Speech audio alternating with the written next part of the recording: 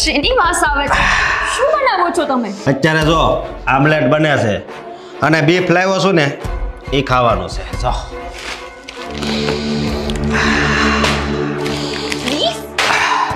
Beef એટલે beef એટલે ગાયનું માંસ.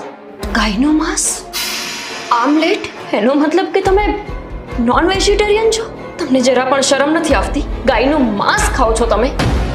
અરે જે માનું દૂધ પીને આપણે મોટા થયા એ ગાય માતાનું માંસ ખાવ છો? શરમ આવે છે મને કે મેં તમારી સાથે લગ્ન કર્યા. અને આમ પણ તમને અમુક સમાજના લોકોથી તો બહુ તકલીફ છે ને. યાદ કરાવવું પડશે કોનાથી તકલીફ છે તે. પણ એ ધર્મના લોકો જે ખાય છે એ ખાવું છે. અફસોસ કે મેં તમારી સાથે લગ્ન કર્યા, પણ આ અફસોસ સાથે હું નહીં જીવી શકું. હું તમારી સાથે જીવવા નથી માંગતી. મને તમારાથી ડિવોર્સ જોઈએ છે. કેમ કે જે માણસ માનો ન થયો તે કોઈ બીજી સ્ત્રીનો કેવી રીતે થવાનો? ગાયને હું મારી માં માનું છું, પૂજા કરું છું એની. અને જે માણસ એનું માંસ ખાતો હોય ને એવા વ્યક્તિ સાથે હું એક પલ પણ નહીં રહી શકું. હાચી વાત છે ગોપીની. ગાય તો આપણી માં કહેવાય. નહીં નહીં, હું હવે આમલેટ ને માંસ ને કાંઈ નહીં ખાવ.